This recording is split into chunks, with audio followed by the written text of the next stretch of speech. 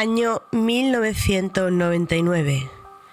Una adolescente de 14 años entra temblando en una comisaría de policía en Hong Kong. Los oficiales la observan con extrañeza. Está pálida, los ojos hundidos y muy nerviosa. Dice que no ha venido a denunciar un robo, ni una agresión, ni siquiera un abuso. Ella ha venido porque un fantasma no la deja dormir. Sí, como oyes. La chica le dijo a la policía que un espectro de una mujer joven con el rostro cubierto de llagas, las cuencas de los ojos vacías y los labios desgarrados, se le presenta cada noche para acusarla, gritarle y pedirle justicia. Los agentes escépticos con su historia intentan calmarla. Creen que está sufriendo alucinaciones, que ha consumido estupefacientes o que tiene algún brote psicótico. Pero mientras más habla la chica, más claro queda que no es una alucinación ni una historia inventada. Lo que empieza como una historia de fantasma terminaría siendo una confesión, un relato terrorífico de una historia muy real. Y es porque ese fantasma sí existió. Se llamaba Fan Man-jin y la adolescente no solo la conoció, sino que fue cómplice de cómo acabaron con ella de forma brutal. Acompáñame hoy, mi oyente, en este vídeo, en el que sin duda es el caso más horrible de toda Asia. Y ahora sí, sin más dilaciones, suscríbete que comenzamos.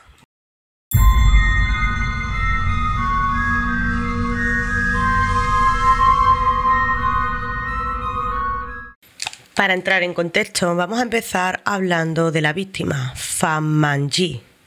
Ella nació en 1976 en Hong Kong, en una familia acuciada y rota por la pobreza extrema. Desde pequeña fue abandonada por sus padres y criada en un orfanato estatal. El abandono emocional, la falta de afecto y los abusos marcaron sus primeros años de vida. A los 15 años fue expulsada del orfanato por mala conducta. Literalmente la echaron a la calle con lo puesto. Sin estudios, sin trabajo, sin familia. Cayó en lo único que parecía estar disponible: servir en la noche.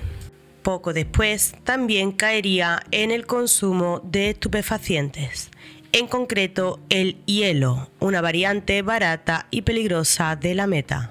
Y así, lamentablemente, Fan acabó siendo adicta, estaba sola y se vendía por una dosis.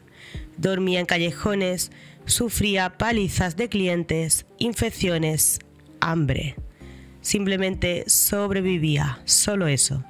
Tiempo después, cansada, trató de salir de ese oscuro mundo. Se llegó a desintoxicar, encontró empleo como bailarinas en clubs nocturnos y hasta se llegó a casar. Incluso poco después Fan llegaría a ser madre de un niño. Pero tristemente ella seguía atada a ambientes oscuros y peligrosos. Y fue entonces cuando conoció a Chan Man-luk, el hombre que acabaría siendo el diablo en persona.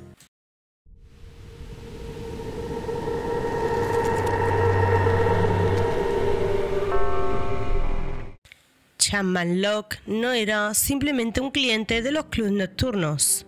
Era un criminal miembro activo de una triada local, adicto al hielo como Fan, pero mucho más violento, controlador y cruel.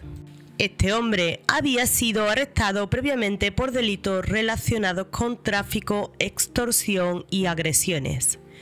También tenía fama de disfrutar humillando a mujeres. Y bien se sabe que tanto Fan como Chan mantuvieron contacto durante un tiempo, aunque no queda claro si llegaron a tener una relación. Lo que sí se sabe es que un día Fan le acabaría robando su cartera, acto que sería un error fatal. Dentro había unos $4.000 hongkoneses, poco más de unos $450. Una suma pequeña, pero para Chan eso no era lo importante. Él se sintió traicionado, humillado y juró venganza. Le exigió a Fan que devolviera el dinero, pero con intereses y castigos incluidos. Fan, asustada, trató de reembolsarle lo que pudo, pero era insuficiente. Chan realmente no quería su dinero. Lo que quería era verla sufrir. Y así comenzó el descenso al infierno. El 17 de mayo de 1999, Fan Ma-yi fue atrapada por Chan y dos cómplices suyos, Leung Wai-lun, un joven de 21 años, y Leung Shin-shu, de 27 años, hermano del anterior. Ambos también estaban enganchados al hielo y eran conocidos por su violencia irracional. Metieron a Fan en un coche y la llevaron a un apartamento en Xinshanchui, un barrio de clase baja en Kowloon, lleno de bloques envejecidos, pasillos húmedos y vecinos que preferían no meterse en los asuntos de otros. Este apartamento se convertiría en una cámara de tortura durante más de un mes. Fan fue atada y arrojada a un rincón del salón. No tenía cama, ni comida, ni siquiera agua limpia. Solo miedo, dolor y el sadismo inhumano de sus captores. A partir de ahí, sería una tortura diaria, un infierno que duraría 30 días. Lo que Fan Ma-yi vivió durante esas semanas no tiene otra palabra que tortura ritualizada.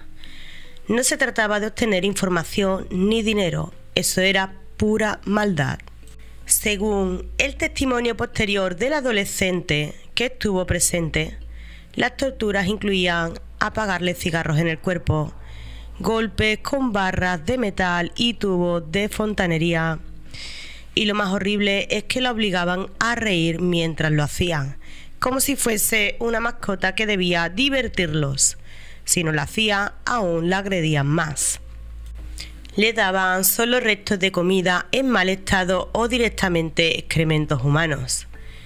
Le arrancaron partes de piel con pinzas calientes y le pegaron con cuerdas eléctricas, cadenas, incluso trozos de madera.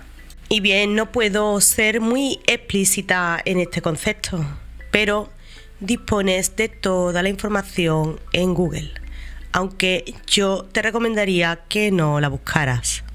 El ritual llegaría a tal que a veces la obligaban a mirar la televisión con ellos como si ella no estuviera siendo torturada, solo para poder jugar con su mente. Pero créeme que esto no sería lo peor. Según nos vayamos adentrando en este caso, vas a ver que la maldad humana no tiene límites.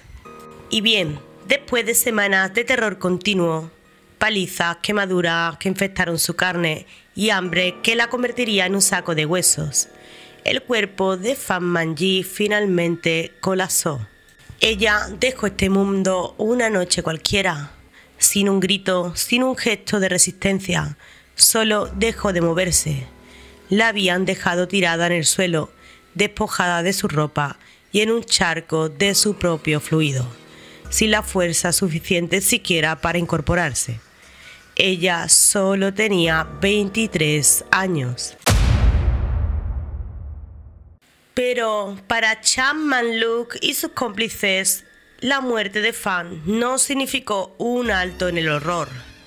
No hubo arrepentimiento ni miedo, ni siquiera un intento de encubrimiento inmediato. Al contrario, decidieron divertirse con el cuerpo, jugar con él como si fuese un trozo de carne sin historia ni dignidad. El primer paso fue usar una sierra manual, un proceso grotesco, torpe y prolongado que ejecutaron mientras fumaban hielo y escuchaban música, como si aquello fuera una actividad de puro ocio. Separaron su cabeza y la hirvieron en una olla. en la misma cocina donde antes cocinaban su comida, proceso que le llevaría varios días. Y después harían lo mismo con el resto del cuerpo. La carne fue cortada en trozos más pequeños, que también serían hervidos para evitar el olor de la descomposición. Parte de los restos fueron tirados por el inodoro, otros arrojados a una basura común, mezclados con desperdicios domésticos. Y bien, si esto ya es espeluznante y te pone la piel de gallina, vamos a pasar todavía a otro nivel. Porque realmente lo más espeluznante sería que el cráneo limpio y seco fue colocado cuidadosamente dentro de una enorme muñeca de Hello Kitty, la cual la usaban para decorar el dormitorio. Esta era una muñeca blanca de tamaño casi humano, con un lazo rojo y esa sonrisa neutral que de pronto en ese contexto se volvería aún más escalofriante.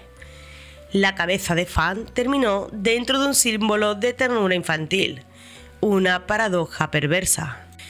Y bien, en estos momentos vamos a retroceder un poco en el tiempo y retomar el momento en que el adolescente entró en comisaría para denunciar que una fantasma la estaba perturbando.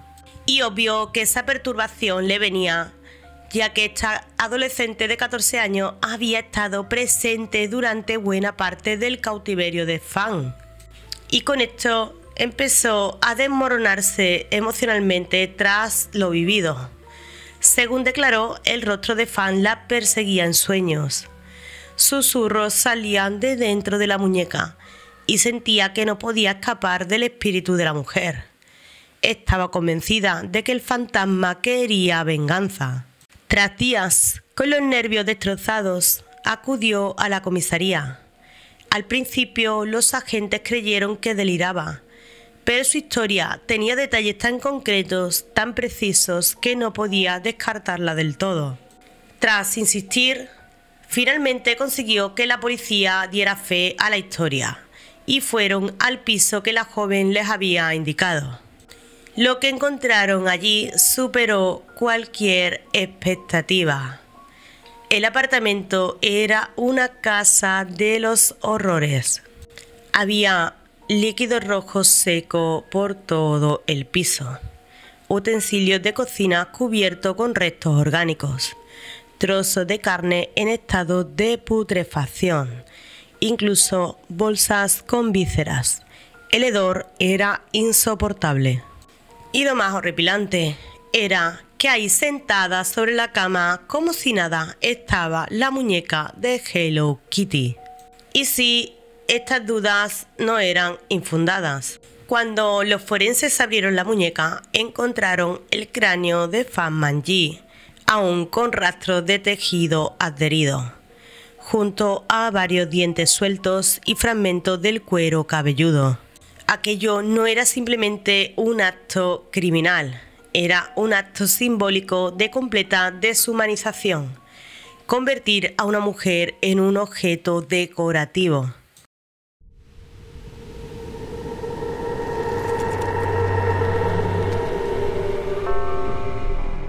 Y bien, si ya te parece completamente indignante este caso, el juicio te va a indignar aún más. El caso Hello Kitty desató una tormenta mediática en Hong Kong. La policía confirmó todos los detalles narrados por la adolescente y los restos encontrados en el apartamento, incluido el cráneo dentro de la muñeca. Sellaron el destino de los acusados, Chan Man Lok, Leung Chin Yo y Leung Wan Lung. Durante el juicio que tuvo lugar en el año 2000, la Fiscalía presentaría una acusación contundente. Esta sería tortura sistemática con resultado de muerte. Pero hubo un problema legal. El cuerpo de Fan Manji estaba tan deteriorado y el tiempo que pasó desde su fallecimiento hasta el hallazgo fue tan largo que los forenses no podían determinar con precisión la causa exacta de cómo acabaron con ella. Esta grieta en la evidencia permitió a la defensa argumentar que Fan murió por sobredosis de hielo y que los acusados no tenían intención de acabar con ella. Según ellos, solo querían castigarlas un poco. Y sí, mi oyente, el resultado fue devastador. El tribunal no los condenó por sino por homicidio involuntario, una diferencia abismal. Sí que fueron sentenciados a cadena perpetua, pero con una posibilidad de revisión después de 20 años, una condena que para muchos no refleja la monstruosidad de lo ocurrido. Y como era de esperar, la sociedad hongkonesa estalló en ira. La prensa usó términos como crimen satánico, el asesinato de la muñeca o el caso más enfermo de Asia. Programas de televisión, columnas de opiniones y asociaciones civiles condenaron que un crimen de semejante brutalidad no fuera considerado en pleno. ¿Cómo alguien puede hacer estos actos tan atroces y no ser juzgado como lo que son? Muchos pidieron reformas legales. El caso Hello Kitty se convirtió en símbolo de impunidad, de una justicia que no supo responder con la dureza que este horror exigía. La adolescente que destapó el crimen fue puesta bajo custodia y posteriormente ingresada en un centro psiquiátrico. Durante años sufrió pesadillas, paranoias y trastornos disociativos. En sus propias palabras, Fan nunca la dejó en paz. Intentó acabar consigo misma en al menos 2 ocasiones. Lamentablemente, la madre de Fan Man-ji fue ingresada en estado de shock cuando se le informó que el cráneo de su hija había estado escondido dentro de una muñeca. No pudo acudir al juicio ni ver a los acusados. Desde entonces vive recluida, negándose a hablar con la prensa. El hijo de Fan, que entonces era apenas un bebé, fue entregado a una familia de acogida. Su identidad fue cambiada por protección y hasta el día de hoy su historia permanece en el anonimato. ¿Y qué decir de la muñeca? Hello Kitty es el símbolo más inocente y comercial de la cultura de Japón. Quedó manchado para siempre en la conciencia colectiva de Hong Kong durante años. La venta de esta muñeca bajaron drásticamente en toda la región. Muchos padres se negaban a regalar este personaje a sus hijos. Hoteles, hospitales e incluso guarderías retiraron toda la decoración relacionada con la gatita blanca, porque para miles de personas ya no era una cara dulce, sino una tumba de peluche. El rostro de Fan encerrada en un objeto que representaba todo lo contrario, ternura y felicidad. Y bien, mi oyente, este caso nos deja una reflexión, ya que el trágico caso de Fan Man-ji no fue solamente un simple crimen, fue una disección de lo peor del alma humana, la historia de una mujer abandonada por la sociedad desde su infancia, abusada por el sistema, humillada por la pobreza y finalmente triturada literalmente por hombres que no la veían como una persona, sino como una propiedad, castigo y un juego. Fan no solo murió ese día, ella murió varias veces. Cuando fue abandonada de niña, cuando la obligaron a trabajar en las calles para poder comer. Murió cuando fue vendida por su adicción y murió finalmente en ese apartamento entre golpes, quemaduras, vejaciones y risas enfermas. Y si esto no fuera poco, este horror continuó hasta convertirla en un objeto decorativo. En el interior de esa muñeca, una sonrisa plástica ocultando un grito eterno. Fue una víctima sin justicia real. A veces el verdadero terror no está en lo sobrenatural, está en la rutina, en la calle, en la risa de quienes disfrutan con el sufrimiento ajeno y en la impunidad de personas que cometen estos actos y no pagan por ello. Sin duda, este caso me puso los pelos de punta. Y bien, mi oyente, hasta aquí hemos llegado con el caso de hoy. Si te ha gustado, no olvides apoyarlo con un like, comentar y compartir. Espero que tengas un gran día, cuídate mucho, adiós.